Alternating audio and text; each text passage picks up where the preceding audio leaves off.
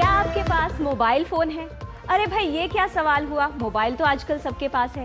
तो आप अपने मोबाइल को लगभग डेली चार्ज करते हैं और ये कोशिश करते हैं कि हमारे मोबाइल की बैटरी लगभग 100% रहे। लेकिन अपने शरीर और अपने मन को भी क्या आप चार्ज करते हैं? आज हम टोटल हेल्थ में बात करेंगे इसी चार्जिंग की, यानी योग की। आपकी सुबह की शुरुआत कैसे होती है, मोबाइल फोन से या योग से? ये जानना इसलिए जरूरी है क्योंकि यही चीजें निर्धारित करती हैं कि आपका स्वास्थ्य कैसा होगा। योग के उपयोग से आप निरोग रह सकते हैं। कैसे, ये विशेषज्ञ आपको बताएंगे।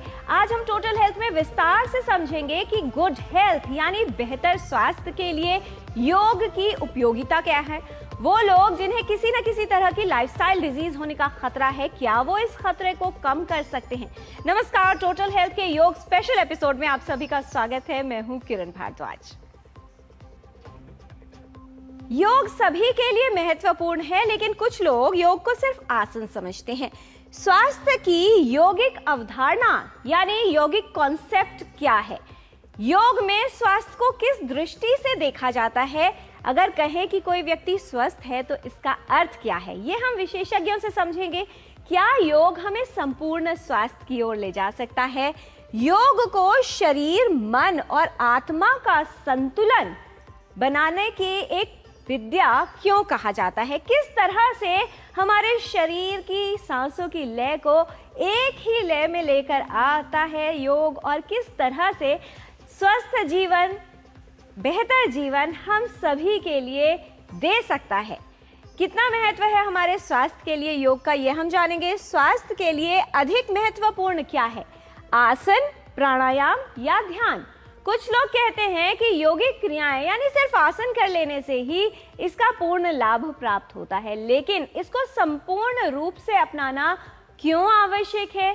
किस तरह से आसन, योगिक क्रियाएं, प्राणायाम और ध्यान आपके बेहतर स्वास्थ्य के लिए उपयोगी और सहयोगी हो सकता है, ये हम समझाएंगे आपको। साथ ही ये भी जानेंगे कि क्या प्रतिदिन 25 से 30 मिनट अगर कोई व्यक्ति योग करता है तो उसकी सेहत में सुधार आने लगेगा, यानी उसकी सेहत बेहतर होने लगेगी। किस तरह के बदलाव शरीर में आएंगे जिनसे बीमारियों का खतरा कम होगा और सेहत बेहतर बन जाएगी, क्योंकि बहुत सारी बीमारियों का खतरा आज के युग में बढ़ रहा है।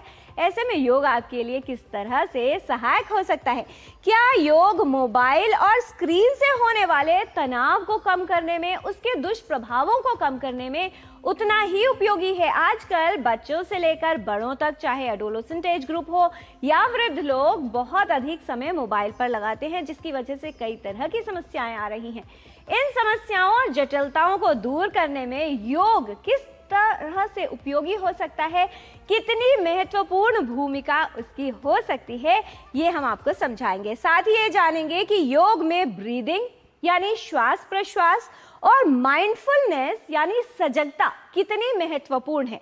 जब कोई व्यक्ति योग को अपनाता है तो किस तरह के परिवर्तन उसके शरीर में, उसके मन में, उसके व्यक्तित्व में और उसके जीवन में आते हैं, जिनसे उसे बेहतर लाभ प्राप्त होता है। न सिर्फ स्वास्थ्य बेहतर बनता है, बल्कि उसका संपूर्ण जीवन बेहतर मार्गदर्शन में आ जाता है। ये आपको विशेषज्ञ समझाएंगे और साथ ही ये भी बताएंगे कि क्या योग बढ़ती उम्र के प्रभावों को कम कर सकता है। जैसे जैसे डीजेनरेटिव चेंजेस व्यक्ति के शरीर में होते हैं, क्या इन प्रभावों को, इन जटिलताओं को ग्रेजुअल करने में, इनकी गति को धीमा करने में या इन्हें कम करने में योग उपयोगी है? किस तरह से आप योग का लाभ ले सकते हैं और कैसे अपनी बढ़ती आयु पर नियंत्रण पा सकते हैं, यानी उससे होने वाली जो जटिलताएं हैं उनको कैसे नियंत्रित किया जा सकता है योग के माध्यम से। और सबसे बड़ी बात जो बहुत सारे लोग जानना चाहते हैं कि क्या योग करने से, यानी अगर शुरुआती आयु से ही योग किया जाए, क्या इससे लॉन्जिटिविटी या आयु को बढ़ाया जा सकता है? क्या क्वालिटी ऑफ लाइफ को बेहतर किया जा सकता है? ये तमाम बातें विशेषज्ञ बताएंगे साइंटिफिक अंदाज में, और आपको एक एक बात बताएंगे कि किस तरह से योग आपके शरीर को, मन को, स्वास्थ्य को और आपके संपूर्ण जीवन को बेहतर कर सकता है। जानकारी की शुरुआत करते हैं, एक रिपोर्ट देखते हैं और ये समझ लेते हैं कि योग की कौन से आयाम हैं जो हमारे स्वास्थ्य के लिए बहुत महत्वपूर्ण है और किस तरह से ये कार्य करते हैं।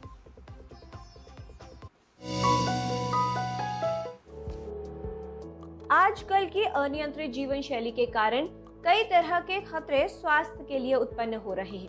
ऐसे में स्वस्थ रहना हर आयु के लोगों के लिए एक बड़ी चुनौती बन गया है।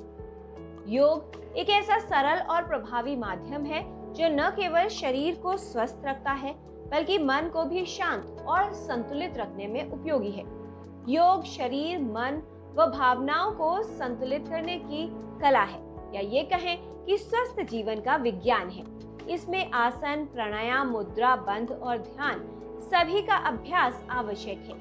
योग शारीरिक स्वास्थ्य के साथ साथ मानसिक स्वास्थ्य के लिए भी महत्वपूर्ण है। योग में सेहत का अर्थ न तो तन से है और न ही मन से। योग में स्वास्थ्य का अर्थ है ऊर्जा के काम करने के तरीके से। यदि शरीर में ऊर्जा का संतुलन और पूर्ण प्रवाह हो तो स्थूल शरीर व मानसिक शरीर पूरी तरह से स्वस्थ रहता है। योग की पद्धति इस रूप से गठित हुई है कि ये न सिर्फ शरीर के अंगों को ताकत प्रदान करती है बल्कि शक्ति और ऊर्जा को बढ़ाती भी है, जिससे कोई भी व्यक्ति स्वस्थ और रोगमुक्त जीवन जी सकता है। चिंता, तनाव और मनोरोग को दूर करने का एक अच्छा और प्रभावशाली विकल्प है योग। योग को अपने जीवन में अपनाकर चयापचय प्रक्रिया को बेहतर किया जा सकता है, मोटापे को कम किया जा सकता है, हृदय रोग, उच्च रक्तचाप, मधुमेह जैसे रोगों से बचाव और इनके खतरे को कम करने में उपयोगी है योग। योग के नियमित अभ्यास से व्यक्ति की रोग प्रतिरोधक क्षमता मजबूत होती है और रोगों से ग्रस्त होने का खतरा कम होता है।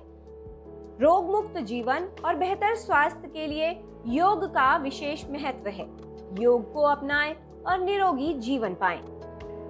किरण भारद्वाज, डीडी न्यूज।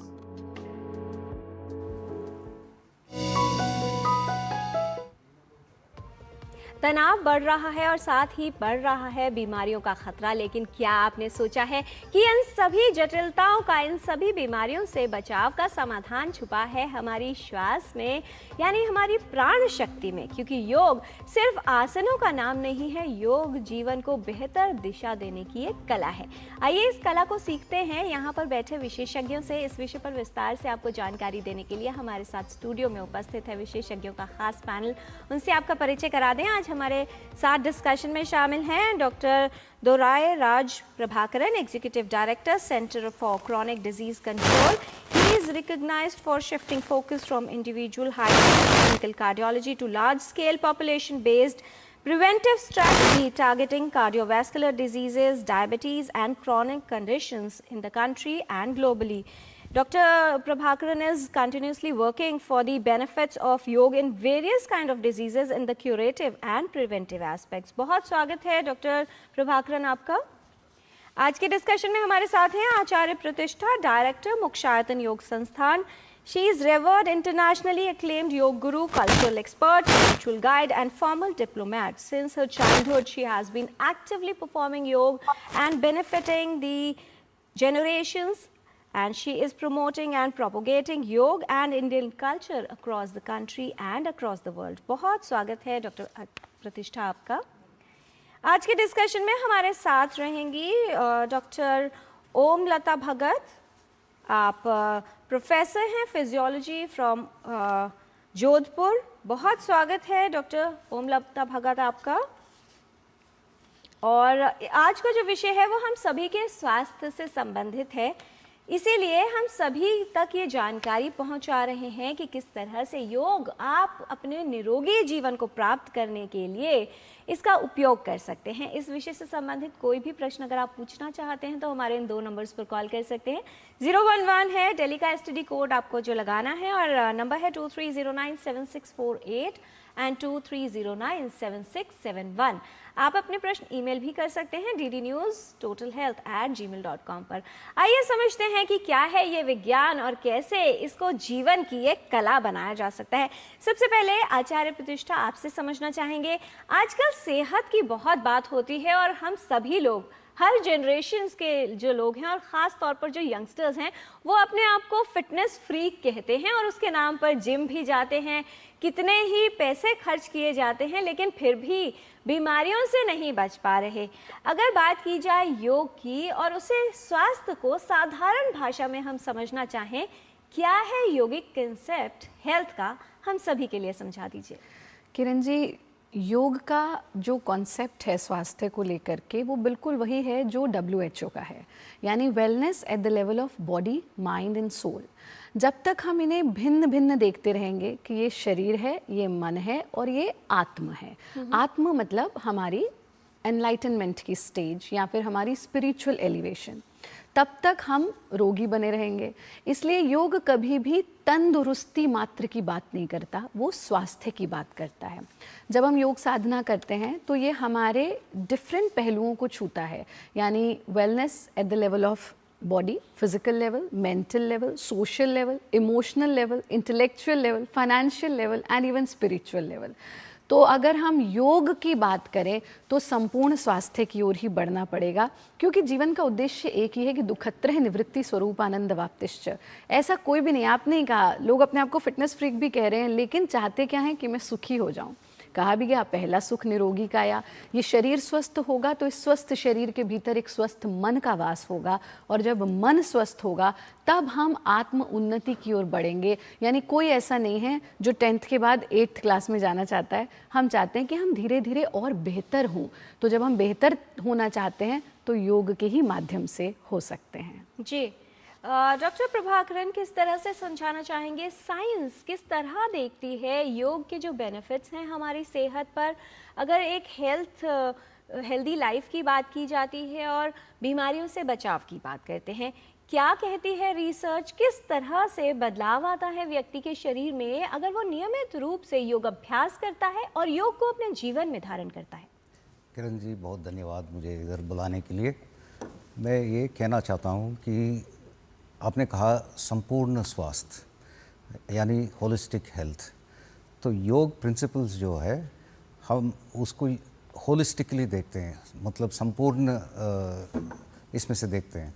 सो अगर हम अष्टांग योग लेते हैं, it is a complete lifestyle package, यानी इट आल्सो इंक्लूड्स एनवायरनमेंट, क्योंकि वो शुरू होता है यमा से, यमा नियमा आसना, मेडिटेशन, माइंडफुलनेस, सब कुछ 8 अंग होता है इसमें। It is holistic, it includes everything. Keep your external environment clean, keep your internal environment clean. हम इस दौर से साइंटिफिक प्रैक्टिस करते हैं कि आपका जो डाइट है, जो आप खाते पीते हैं, और आपका जो फिज़िकल एक्टिविटी है, जो व्यायाम करते हैं, आपका जो मेडिटेशन है, माइंडफुलनेस है और ब्रीदिंग पैटर्न्स है, ये सब मिला के जोड़ के उसका एक साइंटिफिक रूप से कई योग प्रैक्टिसेस है वो हानिकारक बन सकता है ये हृदय रोग वालों को, जिनका हार्ट अटैक हुआ है, जिनका हार्ट फेलियर है, उनमें वो नहीं कराते हैं।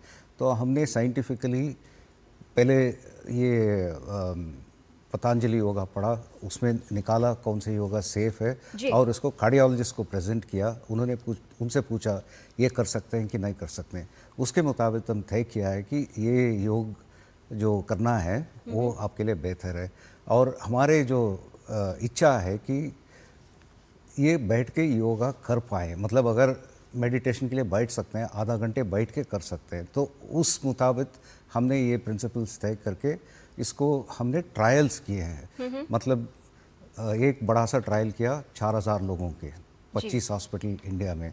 आधे लोगों 2000 लोगों को योगा प्रैक्टिस सिखाया, दूसरे 2000 लोगों को यूजुअल केयर, मतलब वो जो करते हैं उनको उसमें छोड़ दिया है। ये जो योगा प्रैक्टिस वाले हैं उनको आधा घंटा योगा करना था, उसमें है मेडिटेशन, माइंडफुलनेस और ब्रीदिंग एक्सरसाइजेस, ये सब कुछ। इसमें क्या हुआ, जिनका हार्ट अटैक हुआ, हार्ट अटैक होने के बाद काम पे रिटर्न करने की समय जो है बहुत ज़्यादा होता है लोगों का।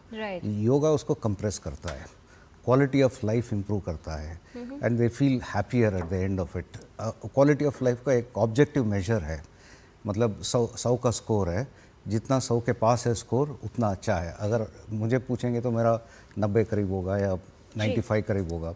और योगा वालों का हार्ट अटैक के बाद शुरू होता है 50-60 से, उसको कितने 100 के साथ ले जाएंगे वो उतना अच्छा है। योगा वो करता है, क्वालिटी ऑफ लाइफ इंप्रूव करता है। तो बहुत महत्वपूर्ण संदेश। डॉक्टर प्रभाकरन हमारे साथ हैं, जिन्होंने अपने क्लिनिकल ट्रायल्स में ये प्रूवन पाया है कि अगर योग किया जाता है, जिन हार्ट पेशेंट्स में योग कराया गया उनकी जो रिकवरी रेट था वो बेटर था और आउटकम जो था ट्रीटमेंट का वो भी बेहतर था। लेकिन उससे बेहतर ये होगा कि योग शुरुआत से किया जाए तो ये जिन बीमारियों की लाइफस्टाइल डिजीजेस की बात है, चाहे हाइपरटेंशन हो, डायबिटीज़ हो या कार्डियोवैस्कुलर हेल्थ बेटर करने की बात हो, इन सब पर सकारात्मक प्रभाव होगा। न सिर्फ रोगों का और बीमारियों का खतरा कम होगा बल्कि आपकी सेहत भी बेहतर रहेगी और क्वालिटी ऑफ लाइफ भी। डॉक्टर ओमलता भगत हमारे साथ हैं, all India institute of medical sciences Jodhpur से। डॉक्टर लता, जैसे जैसे व्यक्ति की उम्र बढ़ती है कई तरह की जटिलताएं घेर लेती हैं, क्या कहती है modern medical science?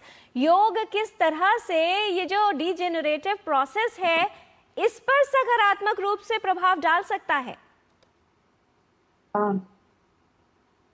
Thank you Kiran, but मैं ये बोलना चाहती हूँ कि बिल्कुल आपकी बात पूरी तरह से सही है।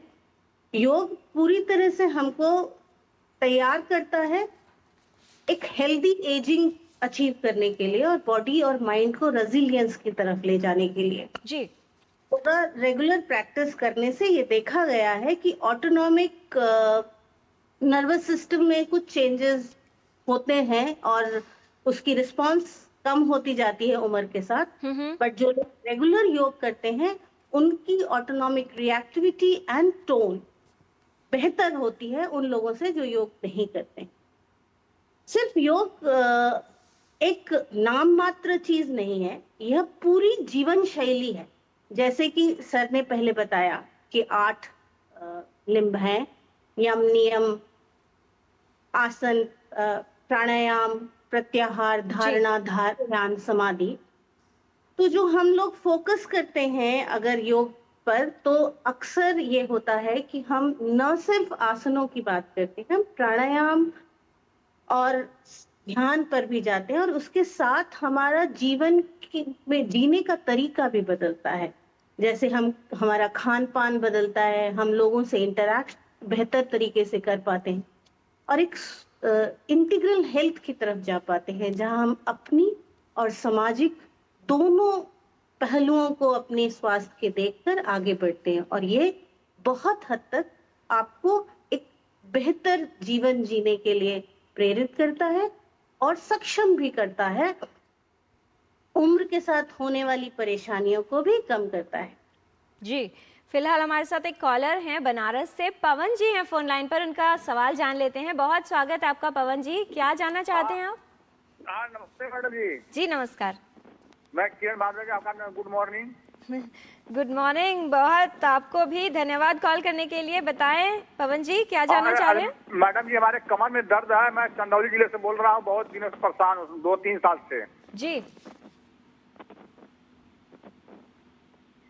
हमारे कमर में दर्द हो रहता है। कमर में दर्द रहता है। जी, प्रतिष्ठा जी हमारे साथ हैं, जानी मानी योग गुरु, उनसे जान लेते हैं। प्रतिष्ठा जी, कमर का दर्द बहुत ही आम है, फिर चाहे हमारे सिटिंग पैटर्न्स कह लीजिए या फिर अगेन जो हम बात कर रहे थे कि मोबाइल्स का बहुत ज़्यादा यूज़, क्या किया जाए ऐसे में?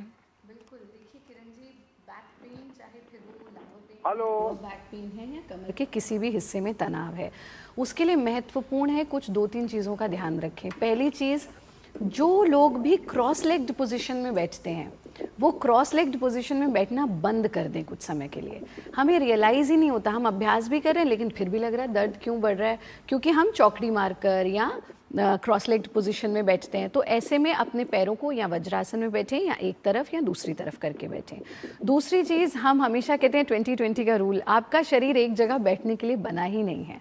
तो हर 20 मिनट में अगर कुर्सी पर बैठे हैं या कहीं पर भी बैठे हैं तो खड़े हो जाएं, और अगर ऑफिस में भी हैं तो इस तरह से बैठे बैठे भी आप अपने पूरे शरीर को, देखिए हमारे वर्टिब्राज होते हैं जो पूरे दिन कंप्रेस्ड रहते हैं, उनका खिंचाव, उनको स्ट्रेच होना बहुत ज़रूरी है। तो इस तरह से आप बैठ कर खड़े होकर के कैसे भी ये स्ट्रेचिंग कर सकते हैं। अपने फिंगर्स को इंटरलॉक करके सीने के सामने टिका दीजिए और फिर बस सांस भरते हुए पूरे शरीर को स्ट्रेच कर लीजिए।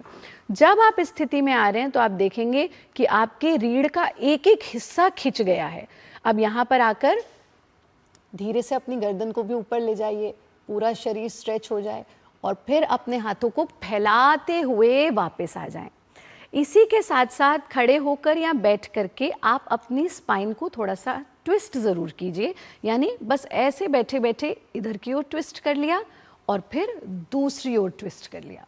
ये इतना सरल अभ्यास है जो प्रत्येक व्यक्ति कर सकता है।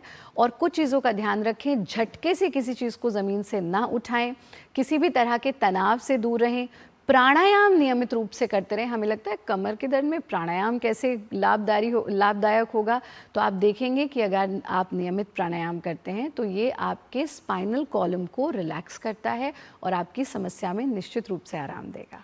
प्रतिष्ठा जी, एक पॉइंट यहाँ पर और क्लेरिफाई करना चाहेंगे ज़रूर, क्योंकि बहुत सारे लोगों को जब योग की बात आती है तो उनको लगता है कि आसन कर लिया, क्रिया कर ली और योग हो गया।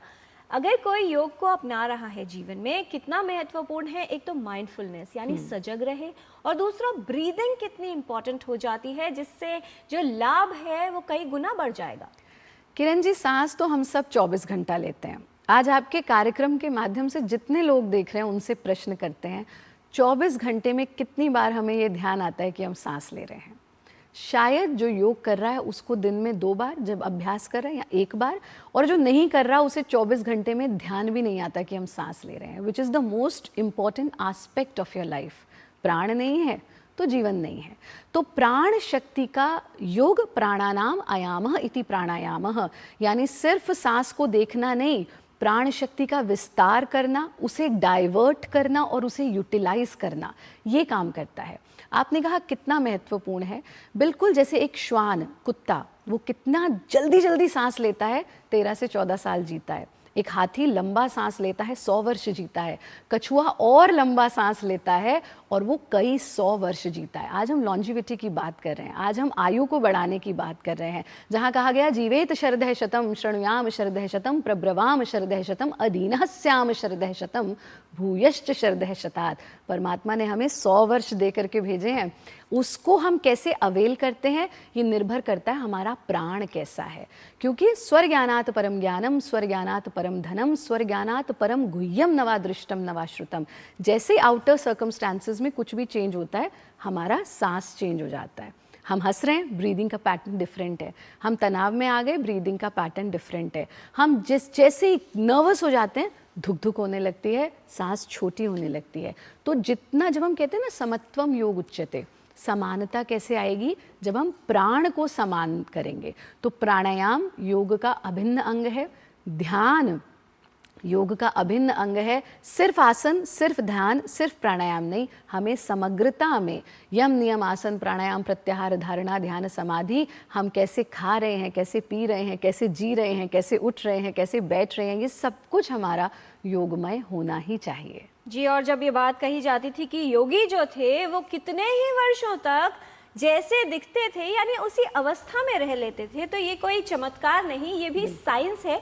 अगर आपने अपने प्राण शक्ति को अर्थात अपने श्वास को संतुलित और नियंत्रित कर लिया तो ये भी हो सकता है जिसको लोग चमत्कार कहते हैं। फिलहाल भारत जी हैं हमारे साथ फोन लाइन पर महाराष्ट्र से, उनका सवाल जान लेते हैं। भारत जी, बहुत स्वागत आपका, क्या है आपकी समस्या? मेरी 2 महीने हो गए, एंजियोप्लास्टी हो गई जी। तो अभी कौन सा प्राणायाम करने को होना, अभी ब्लॉकेज होने को नहीं होना, तो जी। उसके लिए क्या परहेज और क्या समझो व्यायाम करने को होना, प्राणायाम करने को होना?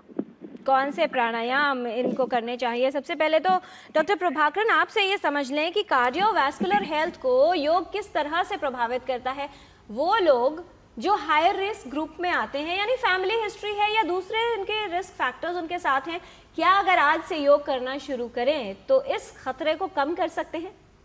बिल्कुल कम कर सकते हैं। ये जो है 3 मैकेनिज्म हम कहते हैं। एक है हाइपोथैलेमस करके, एक ब्रेन में ऑर्गन है हाइपोथैलेमस पिट्यूटरी एक्सिस। इसके मुताबिक हमारा जो तनाव वाला हार्मोन्स बढ़ता है, अगर हम योगा करेंगे उसको असर करके वो तनाव वाला हार्मोन्स कम करता है। सेकंड जो है ये जो रेनिन एंजियोटेंसिन, वो गुर्दे के अंदर किडनी के अंदर जो हार्मोन्स है वो ब्लड प्रेशर बढ़ाता है, उसको कम घटने की मैकेनिज़्म है योगा की वजह से, वो दूसरी मैकेनिज़्म। तीसरी है इन्फ्लेमेशन कहते हैं, वो इन्फ्लेमेशन को कम कराता है। और मैडम जो कह रहे थे नर्वस सिस्टम का एक ऑटोनॉमिक नर्वस सिस्टम है, जो तनाव वाला नर्वस सिस्टम है वो सिंपैथेटिक है, मतलब सिंपैथेटिक नर्वस सिस्टम का एक्सेस है। अगर हम प्राणायाम करते हैं उसको रिवर्स करता है parasympathetic axis, which is beneficial. तो प्राणायाम से हमारा जो तनाव कम होता है और पैरासिम्पैथेटिक एक्सेस होता है, जिसके वजह से हमें काफ़ी सारे बेनिफिट्स मिल सकता है। मतलब हार्ट रिलैक्स होता है, ब्लड प्रेशर कम होता है, हमारा हार्ट रेट कम होता है।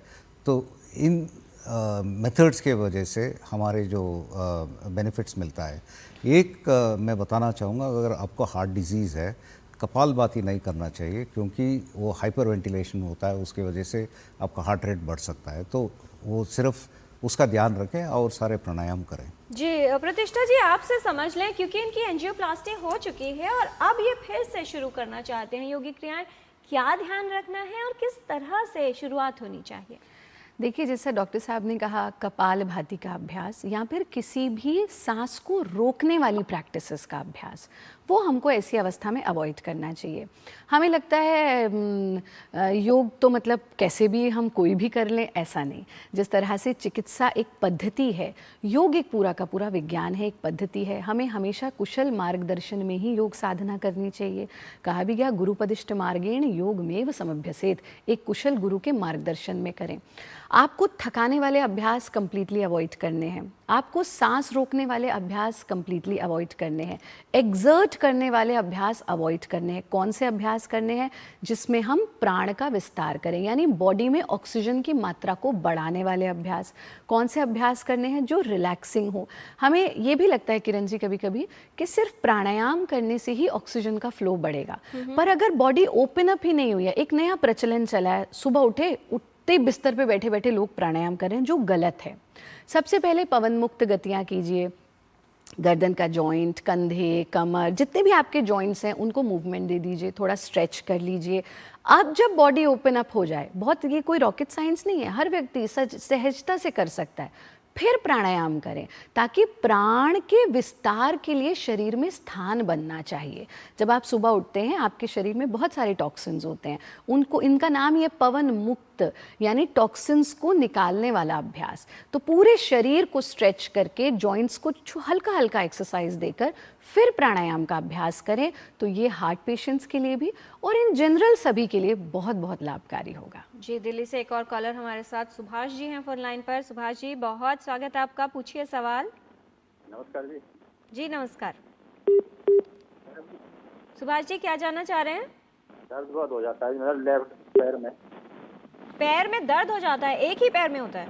हाँ जी, लेफ्ट में होता है, अंगूठे से लेकर हिप तक। जी। जैसे मैं सीढ़ियाँ चढ़ता हूँ या उतरता हूँ या 5 मिनट चलता हूँ, बहुत ज़्यादा दर्द हो जाता है। हाँ जी, एक पैर में। प्रतिष्ठा जी, क्या कहना चाहेंगी? इनके चलने पर एक पैर में दर्द होता है, क्या साइटिका हो सकता है या कुछ और? बिल्कुल हो सकता है। पहले अंगूठे में बहुत ज़्यादा, लेफ्ट में अंगूठे में जमीन पर नहीं रखा जाता था जी। कपड़ा ज्यादा दर्द होता था।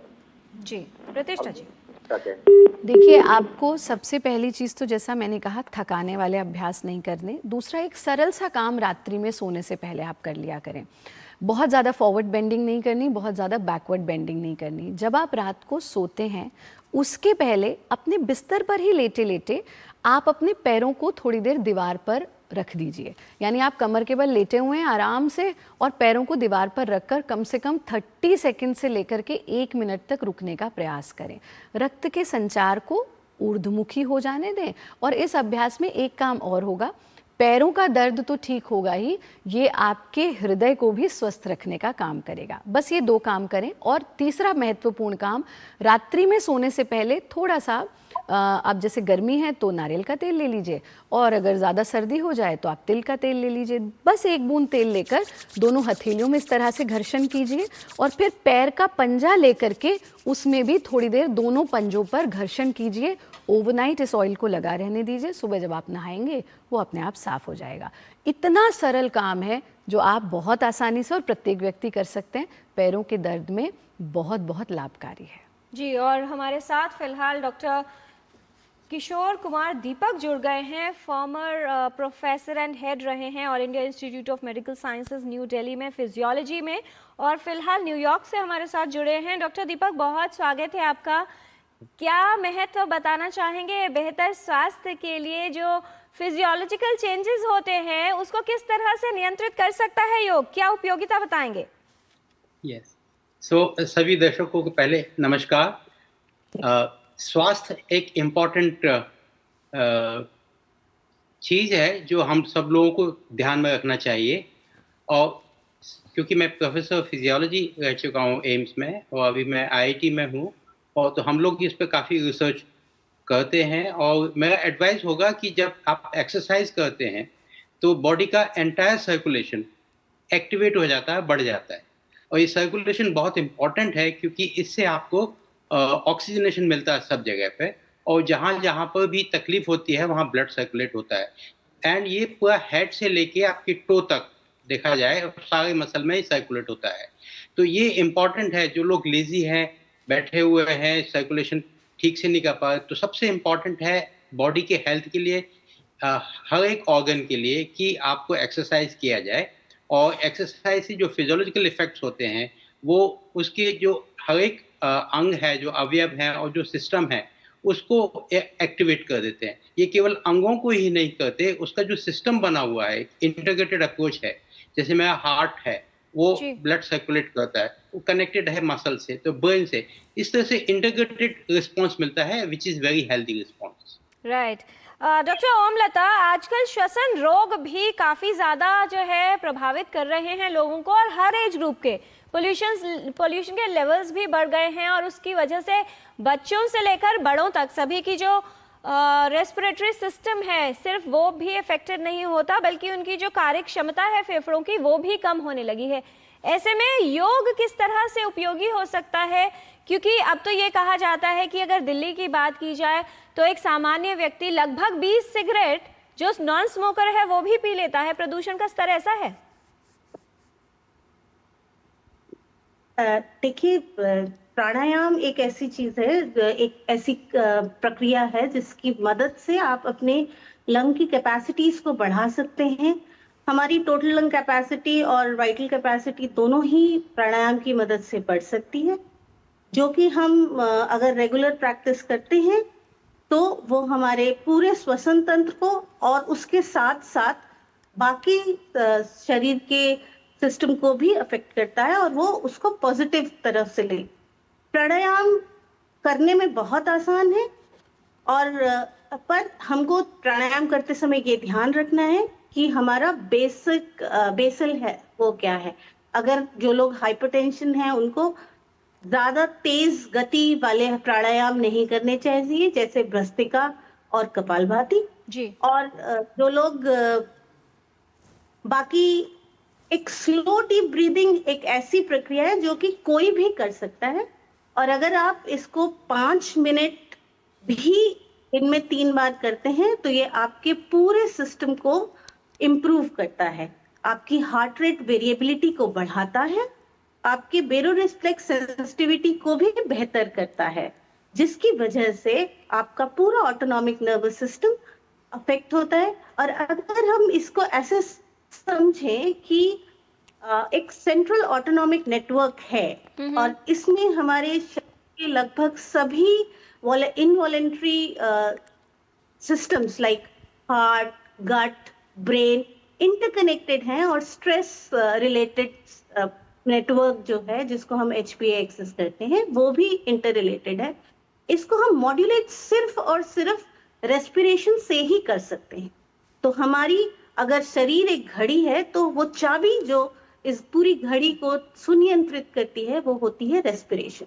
तो हम इस रेस्पिरेटरी मैन्यूवरिंग से पूरे सिस्टम को एक बेहतर सिस्टम बना सकते हैं। ये एक ऐसी चीज हमारे को परमात्मा ने दी है कि हम वॉलेंट्री और इनवॉलेंट्री दोनों तरह से श्वसन को कंट्रोल कर सकते हैं। अगर हम ऑटोनॉमिक नर्वस सिस्टम के हिसाब से बोले, टॉप डाउन अप्रोच और बॉटम अप अप्रोच दोनों ही आपकी रेस्पिरेशन से अफेक्टेड होती है। तो हम अगर प्राणायाम करते हैं तो हम पूर्ण स्वास्थ्य की तरफ बढ़ सकते हैं। जी, और टोटल हेल्थ अगर प्राप्त करनी है आपको तो उसके लिए आपको योग की शरण में जाना ही होगा, क्योंकि जैसा विशेषज्ञ बता रहे हैं कि समस्या चाहे कैसी भी हो उसका समाधान आपके अपने पास, आपके अंदर, आपकी सांसों में छुपा है। फिलहाल हुकुम सिंह जी हैं हमारे साथ फोन लाइन पर, कोटा राजस्थान से कॉल किया है जिन्होंने। बहुत स्वागत आपका, पूछिए सवाल। मैम नमस्ते। जी नमस्कार। मैं राजस्थान से बात कर रहा हूँ और मेरे को अभी हाई बीपी का इशू हो गया है। मेरे 20 तारीख को चेस्ट में पेन भी हुआ था, उसमें ट्राइग्लिसराइड बढ़ा हुआ आया हुआ है। तो मुझे क्या प्रिकॉशन लेने चाहिए, कौन से प्राणायाम करने चाहिए, प्लीज बताएं। प्रतिष्ठा जी। जी देखिए, ब्लड प्रेशर को रेगुलेट करने के लिए आपको 2-3 काम करने हैं। सबसे पहली चीज़, आपको भ्रामरी प्राणायाम का नियमित अभ्यास करना है। अभ्यास करते समय ये ध्यान रखना है कि योग मज़ा है, सज़ा नहीं है, तो अपने साथ ज़्यादती नहीं करनी। एग्जर्ट हमें किसी भी लेवल पे नहीं करना है, योग हमें थकाने का काम करता ही नहीं है। तो भ्रामरी प्राणायाम के लिए हम अपनी पहली उंगली से कानों के फ्लैप को बंद कर लेते हैं, अंदर उंगली नहीं डालना, कान के फ्लैप को बंद किया, नासिका से सांस लेना है, नासिका से ही श्वास छोड़ते हुए भ्रमर गुंजन, यथा नाम तथा गुणा, भ्रमर गुंजन करना है। एक बार देख लीजिए कैसे।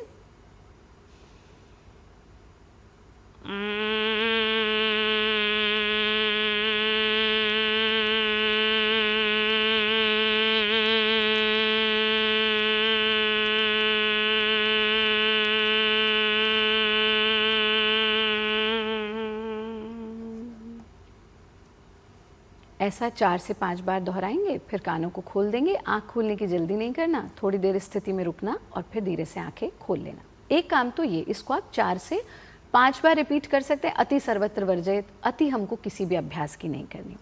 दूसरा काम, ब्लड प्रेशर के पेशेंट्स के लिए विशेष रूप से जहाँ बीपी हाई रहता है, हाइपरटेंशन का प्रॉब्लम है, तो आपको चंद्रभेदी प्राणायाम, यानी हमारे शरीर के अंदर ही सूर्य यानी the heat and cooling effect दोनों होते हैं। तो चंद्रभेदी प्राणायाम में हम अपने दाएं स्वर, राइट नॉस्ट्रिल को बंद करते हैं, लेफ्ट से इनहेल करते हैं, इनहेल करते जाएं, करते जाएं, करते जाएं। जब पूरा सांस ले लें तो राइट से एक्सेल कर दीजिए।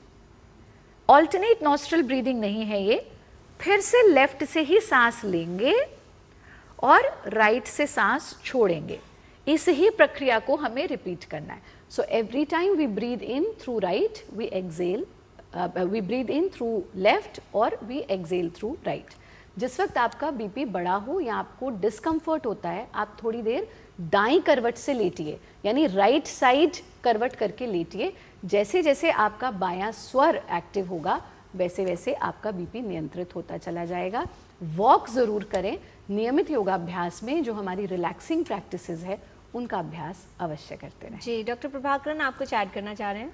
मैं ये ऐड करना चाहता हूँ कि योगा, मैंने कहा कि पूरा जीवन लाइफस्टाइल प्रैक्टिस है, तो इसमें नमक कम करना है। तो नमक कम करना बहुत बड़ी चीज़ नहीं है। आप अचार, चिवड़ा जिसमें ज़्यादा नमक है उसको कम कर दीजिए, व्यायाम करिए, अल्कोहल बंद कर दीजिए, अगर आप लेते हैं तो, ना लेते हैं तो शुरू मत करिए, क्योंकि ये सारे ब्लड प्रेशर को बढ़ाता है।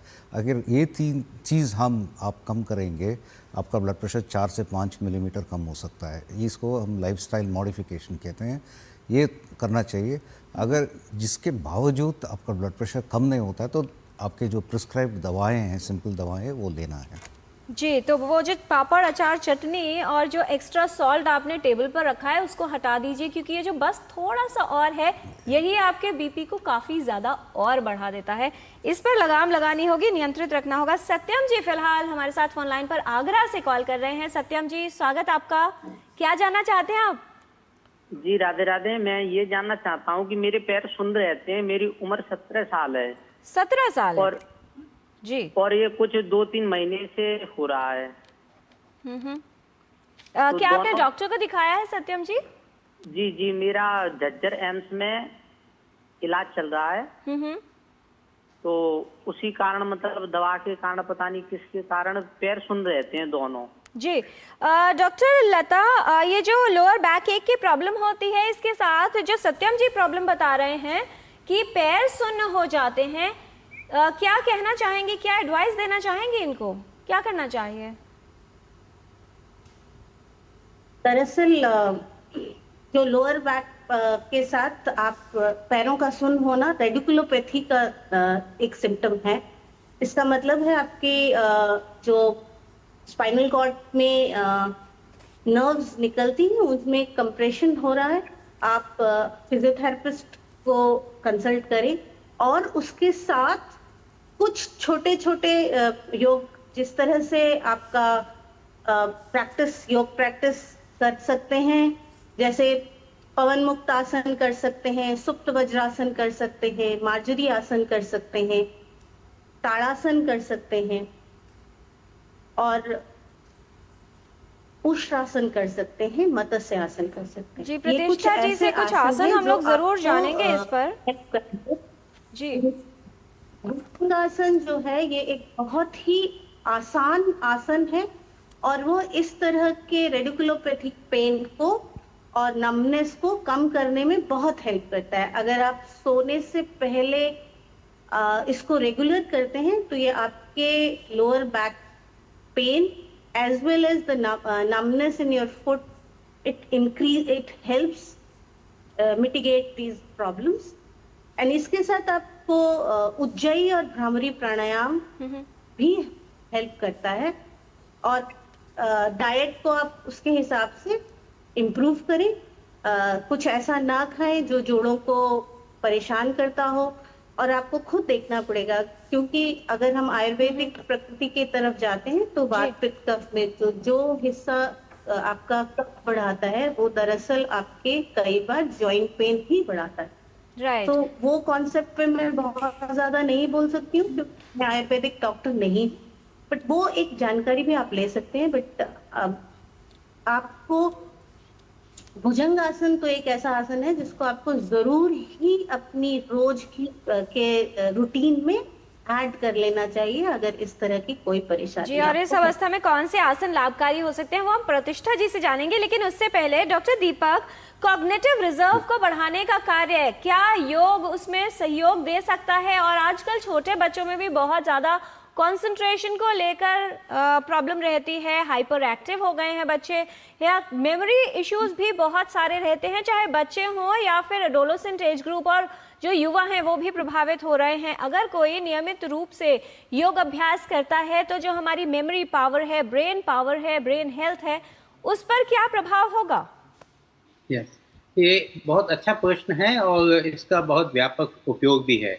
जो हमारा ब्रेन हेल्थ है, इट इज़ इंटीमेटली कनेक्टेड, इसका संबंध है physical activity of the body से। तो ये स्टडी में पाया गया है कि जो लोग एक्सरसाइज करते हैं, जो लोग एक्टिविटी करते रहते हैं, रेगुलर एक्टिविटी करते हैं, उनका ब्रेन सर्कुलेशन बढ़ता है और जो एरिया होते हैं हिप्पोकैम्पस, उसका ब्रेन सर्कुलेशन बढ़ता है, तो हिप्पोकैम्पस का साइज भी उससे बढ़ जाता है जो लोग एक्सरसाइज रेगुलरली करते हैं। तो ब्रेन सर्कुलेशन डिपेंडेंट है आपकी फिजिकल एक्टिविटी पे। तो ये तो बहुत इंपॉर्टेंट हुआ कि आपको एरोबिक एक्सरसाइज करना चाहिए जो एडिक्वेट डिफाइंड हुई है। फिट इंडिया प्रोटोकॉल बनाया हुआ है जिसमें हम चेयरमैन थे, उसमें बताया हुआ है कि 30 मिनट्स एडल्ट के लिए और बच्चों के लिए 60 मिनट्स पर डे एक्सरसाइज करने से उनका टोटल सर्कुलेशन बढ़ता है। ये एक फैक्टर हो गया। दूसरा फैक्टर जो योगा है, योगा में जो एक्सरसाइज होती है वो 3 डायमेंशन में, 3 एक्सिस में मूव करती हैं। हेड डाउन भी होता है, हेड अप होता है। तो इससे जो सर्कुलेशन होता है ब्रेन का, वो एक when you are lying down तो ऑलमोस्ट 0 ग्रेविटी है, वर्टिकल में आपका फुल 1 ग्रेविटी है। तो इसीलिए ब्रेन का सर्कुलेशन भी आपका बढ़ता है और टोटल बॉडी बढ़ता है। और तीसरा है, जब आप कंसंट्रेशन के लिए जो प्राणायाम है उनका इफेक्ट देखा गया है, और एक स्टडी भी हुई थी बेंगलुरु में कि जो प्राणायाम करते हैं उससे भी brain circulation differentially left and right frontal lobe में स्पेशली बढ़ जाता है। हम लोगों ने कुछ स्टडी की थी जिसमें फ्रंटल लोब को रिकॉर्ड किया था, जो डिसीजन मेकिंग एरिया है। उसी के बाद फिर अटेंशन होता है, उसके बाद से फिर मेमोरी होती है। तो ये जो कॉग्निटिव फंक्शन इंप्रूवमेंट करने के लिए हमने 3 वजह से बताए, जिसमें एक्सरसाइज, योगा और ब्रीथिंग एक्सरसाइज, तीनों बहुत ही इफेक्टिव हैं, ये करना चाहिए। जी, फिलहाल हमारे साथ कॉलर हैं, अनिल जी हैं नोएडा से फोन लाइन पर। अनिल जी, बहुत स्वागत आपका, क्या जानना चाहते हैं? नमस्कार, मेरा सबको नमस्कार। मेरा नाम अनिल है जी। और मेरी 2 जो है समस्याएं हैं। एक तो मेरी स्किन के ऊपर खारिश बहुत होती है, जलन बहुत होती है। राइट। और ये जलन जो है ये गर्दन के नीचे की तरफ, पीछे की तरफ, मतलब पीठ पर और मेरे जो है लेफ्ट हैंड पर होती है। और दूसरा है कि मेरा ट्राइग्लिसराइड्स बहुत बढ़े हुए हैं, 200 से ऊपर है। ये मेरे 2 इम्पोर्टेंट इश्यूज। आपकी एज कितनी है अनिल जी? मेरी एज है 70 साल। 70। बहुत अच्छा आपने कॉल किया है। आप अपनी सेहत को लेकर, हेल्थ को लेकर बहुत ही कॉन्शियस हैं, सजग हैं।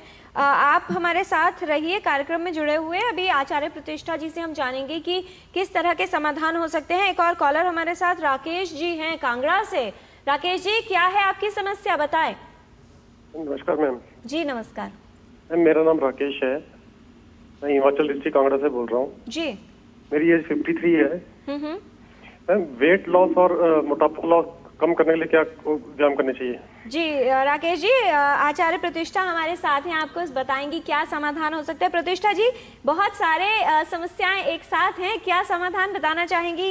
ट्राइग्लिसराइड्स बढ़े हुए हैं, अनिल जी के स्किन के ऊपर जलन रहती है, और राकेश जी को वजन कम करने के लिए एक समाधान चाहिए। जी, बहुत सरल से कुछ ऐसे अभ्यास हम जान लेते हैं जो इन सभी समस्याओं में हमें लाभ देता है, क्योंकि सबसे महत्वपूर्ण चीज़ है कि हमारी गट हेल्थ भी स्वस्थ रहे, हमारे शरीर में रक्त का संचार अच्छे से होता रहे, हमारे शरीर में ऑक्सीजन का प्रवाह भी बेहतर तरीके से हो, और जो अभ्यास हम कर रहे हैं अगर हम ये नियमित रूप से करें तो वज़न भी निश्चित रूप से घटेगा और हमारे जो पेट की चर्बी है वो भी कम होगी। सबसे पहले हम लेते हैं अग्निसार क्रिया का अभ्यास। यथा नाम तथा गुणा, ये हमारे भीतर जठराग्नि को प्रदीप्त करता है, ओवरऑल हेल्थ हमें प्रदान करता है। निरापद क्रियाएं सभी कर सकते हैं।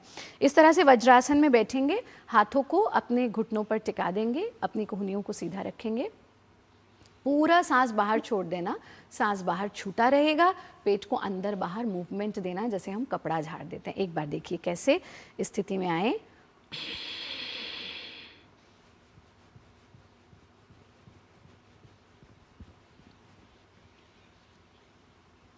जितनी बार आप एक एक्सेल्ड पोजीशन में मूवमेंट दे सकते हैं देना, फिर रुक गए, नासिका से सांस भीतर ले लेना।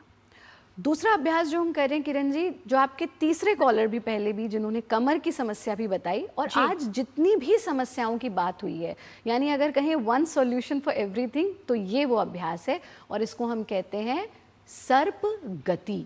सर्प गति हमारे कमर का दर्द, हमारे सियाटिका की समस्या और आपके जितने भी रोग हैं, चाहे हम हृदय रोगों की बात करें, तनाव मुक्ति की बात करें, सरदर्द की बात करें, सर्वाइकल की बात करें, यानी ईच एंड एवरी प्रॉब्लम में ये बहुत लाभकारी है। इस तरह से हम पेट के बल लेट जाते हैं, एड़ी पंजे मिले रहेंगे, नाम ही है सर्पगति, तो सांप की पूंछ की तरह हमारे पैरों की स्थिति आ जाती है और एक एक स्टेप हम अपनी कोहनियों से आगे बढ़ते हैं। शरीर अपने स्थान पर ही है, शरीर आगे नहीं बढ़ रहा, सिर्फ एल्बोज आगे जाएंगे और जब लगे कि अब और आगे नहीं जा सकता तो यहीं रुक जाएंगे। आप अपनी गर्दन के पीछे अद्भुत रिलैक्सेशन को फील करेंगे, चेस्ट का पूरा एक्सपेंशन है, कमर का एक एक वर्टिब्रा रिलैक्स हो चुका है और पैरों तक इसके सेंसेशन को आप महसूस कर रहे हैं। अब एक एक स्टेप अपने एल्बोज को सीने के नज़दीक लाना, जब लगे और नज़दीक नहीं ला सकते तो यहीं रुक जाइए। अब आप रीढ़ के निचले हिस्से पर और यहाँ से अपने हिप्स पर होते हुए पैर के निचले हिस्से तक अद्भुत रिलैक्सेशन को फील करेंगे। यहीं पर थोड़ी देर रुकिए। इस प्रक्रिया को हम 3 से 4 बार दोहरा लेते हैं और इसके बाद रिलैक्स होना ज़रूरी है। कैसे रिलैक्स होंगे? अपने दोनों हाथों का तकिया बना लेंगे, पैरों को ढीला छोड़ देंगे और वापसी हमें कैसे करनी है? सिर्फ बहुत पीछे नहीं झुकेंगे, यहाँ आए और अपने हिप्स को पीछे की ओर खींचना और मुक्त मेरू, यानी आप चाहें तो ज़मीन को छू सकते हैं पर नहीं तो बस यहीं रुक जाइए और फिर धीरे धीरे से अपने आसन में बैठ जाना है। प्रतिष्ठा जी, एक सांभवी जी का भी मेल था चक्रधरपुर झारखंड से, 67 इयर्स की एज है, ऑस्टियोआर्थराइटिस की समस्या है, जोड़ों के दर्द से परेशान रहते हैं। ये जो आपने क्रिया बताई है, ये क्या ऑस्टियोआर्थराइटिस के पेशेंट्स के लिए भी लाभकारी है? एब्सोल्युटली। हमने कहा ये 2 प्रैक्टिसेस ऐसी हैं जो सब कर सकते हैं और ये जो सर्प गति है ये तो रामबाण है हर समस्या के लिए, पर विशेष रूप से जैसा आयु भी बता रहे हैं ये तो करें ही, इसके साथ गर्दन से लेके पंजों तक की पवन मुक्त गतियाँ, जिसमें हम सबसे पहले अपनी गर्दन को बैकवर्ड फॉरवर्ड मूवमेंट देते हैं, साइड साइड मूवमेंट देते हैं और फिर चक्राकार मूवमेंट क्लॉकवाइज दे देते हैं और फिर एंटी क्लॉकवाइज दे देते हैं। इसी तरह से हम अपने कंधों को मूवमेंट देंगे, फिर अपने कोहनियों को, फिर अपनी कलाई को, मुट्ठी को, और ऐसे करते हुए पूरे पंजों तक हम एक एक जॉइंट को मूवमेंट दे देंगे।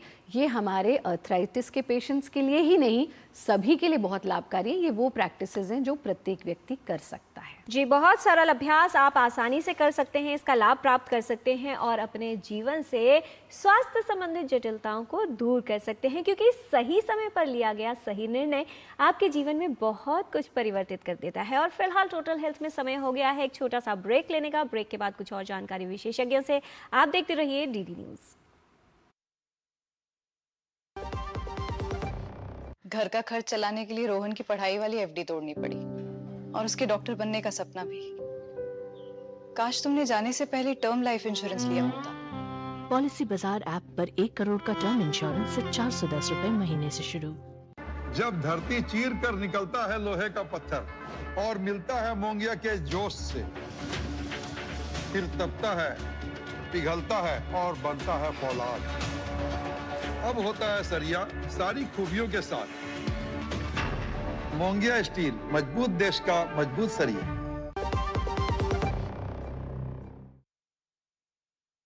ब्रेक के बाद टोटल हेल्थ में आपका स्वागत है। बेहतर स्वास्थ्य के लिए, टोटल हेल्थ के लिए योग कितना उपयोगी है, ये हम विशेषज्ञों से समझ रहे हैं। बहुत सारी जानकारी हम ले चुके हैं और अब समय है विशेषज्ञों से विशेष संदेश लेने का। डॉक्टर ओमलता, क्या कहना चाहेंगी 2 वाक्यों में, क्या संदेश रहेगा सभी के लिए? योग को कैसे अपने जीवन को बेहतर करने के लिए उपयोग किया जा सकता है? योग आपकी निरोगी काया, मन और पूरे व्यक्तित्व के लिए बहुत ही महत्वपूर्ण है। It makes your body resilient and एक यूस्ट्रेस की तरह इसको लेते हैं और बॉडी इसके रिस्पॉन्स में बहुत ही अननोइंगली आने वाले स्ट्रेसेस को झेलने के लिए तत्पर और समर्थ हो जाती है। इसीलिए योग को अपने पूरे लाइफस्टाइल का हिस्सा जरूर बनाएं, यही बोलना चाहूँ। Doctor K Deepak, professor centre for biomedical engineering at Indian institute of technology at IIT Delhi, क्या कहना चाहेंगे? क्या संदेश रहेगा? योग हमारी सेहत को निरोगी रखने के लिए कितना महत्व रखता है? योग आपकी लाइफस्टाइल में एक एडजुवेंट है। आप जो भी एक्सरसाइज करते हैं, जो मेडिसिन आपको दी गई है, वो तो चलते रहना चाहिए। ये उसको एड ऑन करता है और ये एंटीडोट टू स्ट्रेस है। काफ़ी सारी डिजीज होती हैं जो स्ट्रेस की वजह से होती हैं, जो मैनिफेस्ट नहीं होती है। It could be skin disorder, it could be hypertension and other. वो उसका जो कुछ परसेंटेज है योग हमेशा ही कम कर पाएगा, क्योंकि स्ट्रेस कंपोनेंट हमेशा जुड़ा हुआ होता है और एक मेटाबॉलिक सिंड्रोम जो प्रोड्यूस करता है। तो yoga is important part of your life style. It should be part of life style. वो आपको फ्लेक्सिबिलिटी भी देता है, एजिलिटी भी देता है, वो आपको कॉग्निटिव फंक्शन को भी इम्प्रूव करता है। तो ओवरऑल इम्प्रूवमेंट करने के लिए योगा एक बहुत ही इम्पोर्टेंट एडजंक्ट है आपकी लाइफ स्टाइल में। डॉक्टर प्रभाकरन, आपका संदेश हमारे व्यूअर्स के लिए? Thank you. बहुत सारी चीज़ बोले हैं योगा के बारे में, but we have been talking largely about asanas, about meditation, about mindfulness.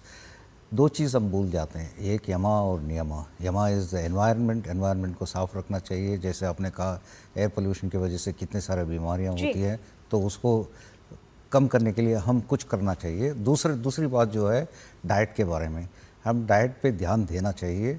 एक तो किसी ने कह रहे थे मेरा ट्राइग्लिसराइड्स बढ़ा हुआ है। ट्राइग्लिसराइड बढ़ाने के कारण जो है शुगर, जो 4 वाइट पॉइजन्स हम कहते हैं, उसको हम अवॉइड करना चाहिए। वो 4 वाइट पॉइजन्स क्या है? शुगर, चीनी, सॉल्ट, नमक और मैदा जो यूज़ करते हैं, और फैट। ये 4 चीज़ हम कम करेंगे, हम स्वस्थ रहेंगे और हमारे डाइट बैलेंस्ड होगा। और किसी ने कहा था जलन होती है इधर उधर, वो भी B12 डेफिशिएंसी का होता है। तो वो सब हम ज़्यादा वेजिटेबल्स और फ्रूट्स खाएंगे, उसमें कम हो सकता है। तो डाइट पर ध्यान देना चाहिए। और second is exercise.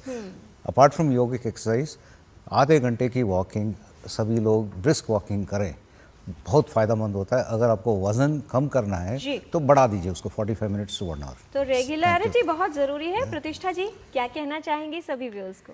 Kiran ji यही कहना चाहेंगे, बाकी हर चीज़ अधूरी है, योग बहुत ज़रूरी है। आपके पास दिन में 24 घंटे हैं, अगर आप 1 घंटा अपने लिए नहीं निकाल सकते तो 24 घंटे में से 24 मिनट तो निकाल सकते हैं।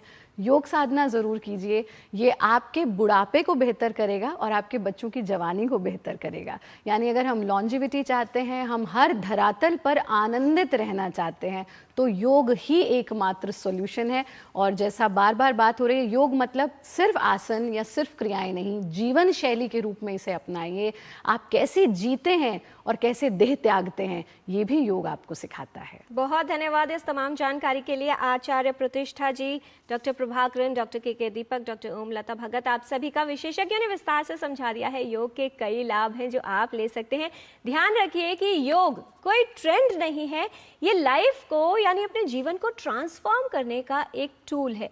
अच्छी सेहत सभी के लिए ज़रूरी है, इसीलिए कहा जाता है कि health is the real wealth of life. इसलिए योग की क्या है इसके लिए भूमिका, इसको कीजिए realise. Fit body, calm mind, healthy vibes, अगर ये सब चाहिए तो योग को अपनाइए और अपनी हेल्थ को कीजिए मैक्सिमाइज। आज के कार्यक्रम में इतना ही। हमारी पूरी टीम को दीजिए अनुमति। नमस्कार।